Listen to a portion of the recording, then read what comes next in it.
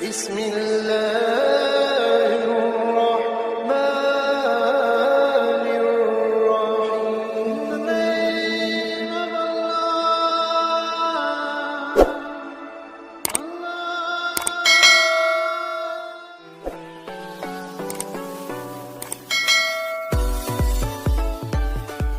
menikah ini adalah karena ibadah.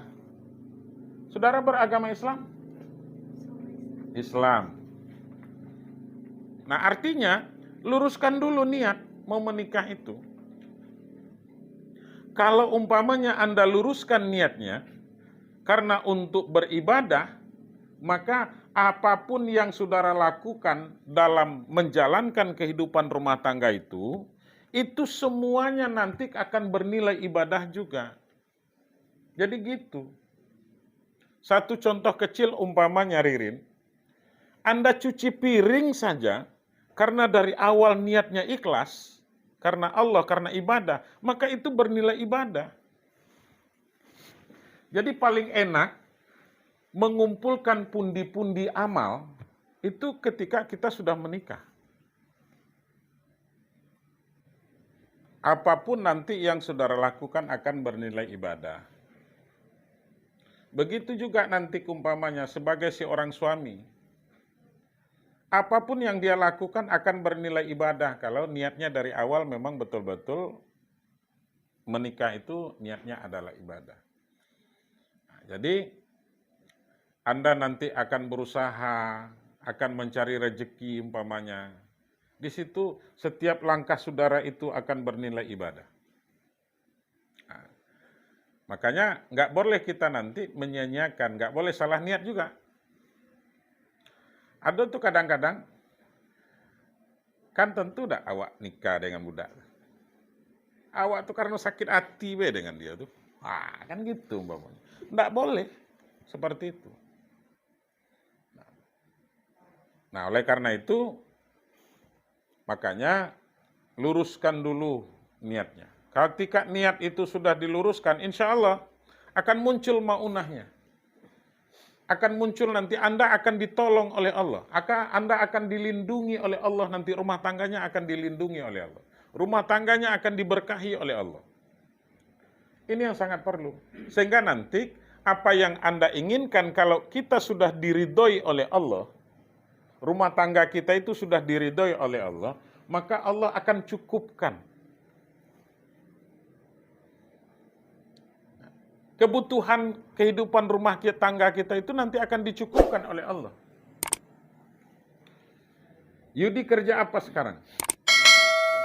Di pabrik sawit. Di Mengupe. Di Mengupe ya? Oh, yang di sini ya? Oh iya. Gajinya berapa per bulan? Minimal. Terserah mau minimal, rata-rata lah. 4,5 juta. Selama ini 4,5 juta itu cukup untuk saudara? Cukup ya? Itu baru untuk saudara itu. Kalau nambah istri, gimana coba? Cukup nggak kira-kira? Iya. Gimana? Narto kerjaannya apa? Mendompeng. Oke. Mendompeng. Rata-rata penghasilan saudara per bulan berapa? Kira-kira berapa? Selama ini? Yang terendah umpamanya saudara dapatkan, kemudian yang tertinggi berapa? Bulan. Ya. 6 jutaan. 6 jutaan. Ada dapat itu. Anggaplah 4 juta. Gak usah nak tinggi-tinggi.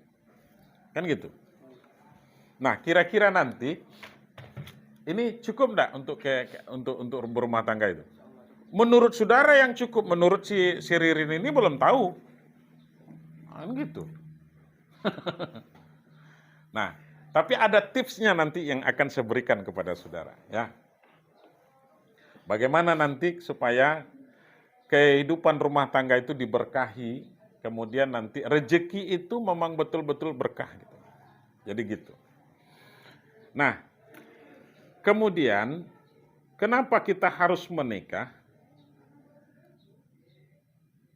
Karena kita sebagai orang yang beragama Islam, tentu kita harus menjalankan apa yang sudah ditetapkan oleh Islam itu.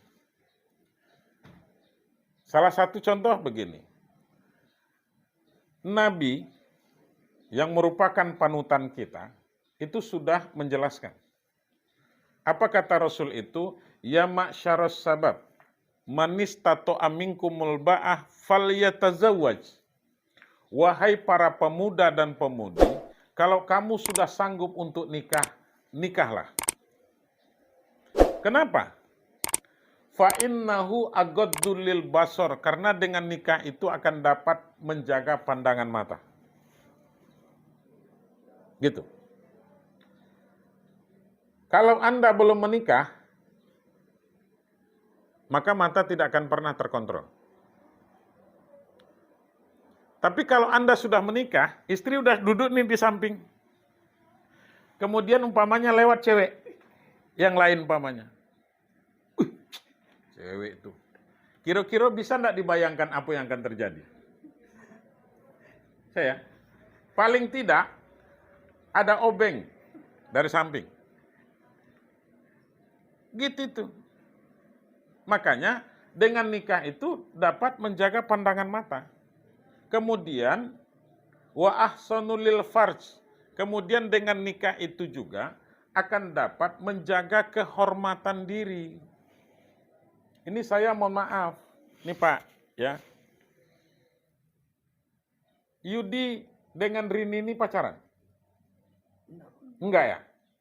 Enggak sama sekali ya? Boleh? Nah, kemudian Narto dengan Ririn pacaran? Pacaran. Sudah berapa lama? 3 bulan. Sudah, baru 3 bulan. Nekat saudara ini. Ya, nggak apa-apa, itu lebih bagus. Saya juga dengan istri juga tidak pacaran. Saya ajak aja itu nikah. Mau nggak jadi istri saya gitu. Nah, jadi adik-adikku sekalian, karena dengan menikah itu nanti akan dapat menjaga kehormatan diri. Supaya apa? Supaya kita tidak terjebak kepada yang namanya melanggar aturan dan norma agama. Tidak kita nanti akan terhindar dari yang namanya fitnah, terhindar dari yang namanya zina dan segala macam. Jadi begitu. Makanya kita kalau sudah mau nikah, ya nikah. Supaya tidak nanti kita terjebak di dalam yang namanya perzinahan. Kok bisa begitu, Pak? Iya, karena kita ini adalah makhluk biologis yang diberikan nafsu, yang diberikan keinginan. Makanya, kalau kamu nanti mau dibedakan, kalau kamu tidak mau umpamanya disamakan, kalau kamu tidak mau disamakan dengan binatang, ya nikah. Gitu. Coba Anda tengok binatang. Di mana dia mau kawin, terserah dia aja tuh. Mau dilihat orang atau tidak.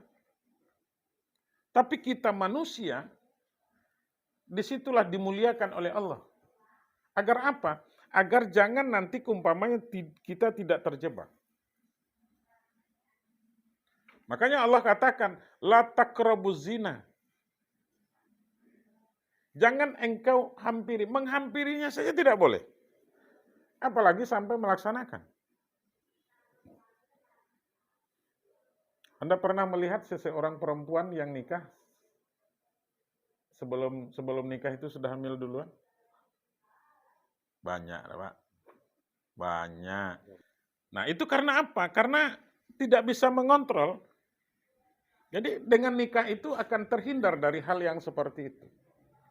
Makanya, luar biasa apa yang diungkapkan oleh Nabi 14 abad yang lalu umpamanya. Ya ma'syaras sabab, wahai para pemuda dan pemudi, kalau kamu sudah sanggup nikah, nikahlah. Nah, kemudian, untuk apa lagi kita menikah? Agar Allah memudahkan jalan rezeki. Gitu. Jadi, wa ankihul ayyama minkum wassolihina min ibadikum, kata Allah. Jadi para pemuda dan pemudi yang sudah sanggup untuk nikah itu, kemudian mereka laksanakan pernikahan, iyakunu fuqara ayughnihimullah min fadlih wallahu wasi'un alim.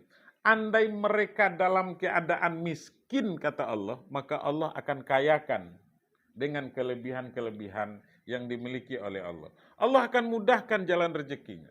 Allah akan berikan keberkahan. Contoh umpamanya, Anda sudah punya penghasilan, katakanlah 4,5 juta per bulan.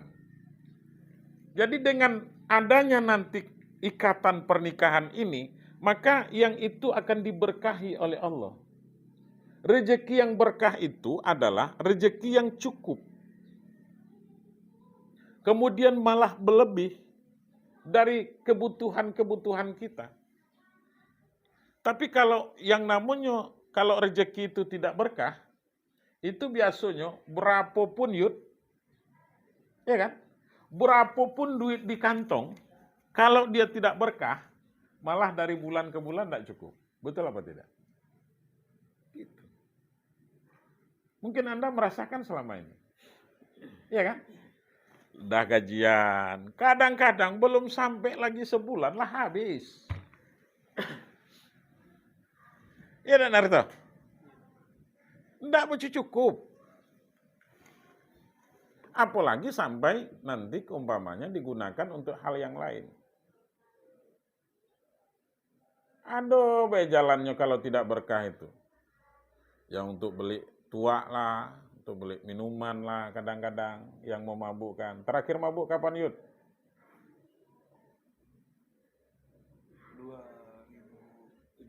2017 ya? Itu terakhirnya? Kelas 2 SMP. Kelas 2 SMP ya? Ngisap lem? Ngisap lem, enggak? Tua tadi. Oh tua ya. Gimana Narto? Terakhir? Enggak ada minum tua. Tapi yang lain? Lain ada. Tuh. Saya suka kejujurannya Pak. Inilah hari ini saudara saya panggil ke sini. Artinya apa? Kalau selama ini umpamanya mungkin, apalagi yang namanya narkoba ya, ingat itu. Adik-adikku, saya anggap saudara ini nanti adalah sebagai keluarga saya. Jangan sampai Anda terlibat terhadap yang namanya narkoba. Gilo kamu dibuatnya, cayolah dengan saya. Apa untungnya coba? Mungkin kamu pernah nyicip, boleh katakan seperti itu. Tapi untungnya tidak akan ada. Ya kan? Jadi seperti itu. Nah, artinya maksud saya apa di sini? Kalau kamu sudah nanti dikacaukan dengan yang namanya hal-hal yang dilarang oleh seperti itu, maka hancur seluruhnya. Bukan hanya rumah tangga yang dihancurkannya. Utak saudara itu nanti akan dihancurkan oleh narkoba itu. Itu makanya Allah haramkan itu terhadap yang namanya minuman keras. Karena apa? Karena itu perbuatan setan. Hindari itu. Jangan sampai nanti umpamanya karena ngumpul-ngumpul dengan kawan, karena anu dan segala macam. Lebih baik nanti ke depan ketika Anda sudah dapat rezeki dari Allah, kemudian, Dek, nih rezeki kita. Kelola baik-baik untuk kehidupan rumah tangga. Begitu Yud.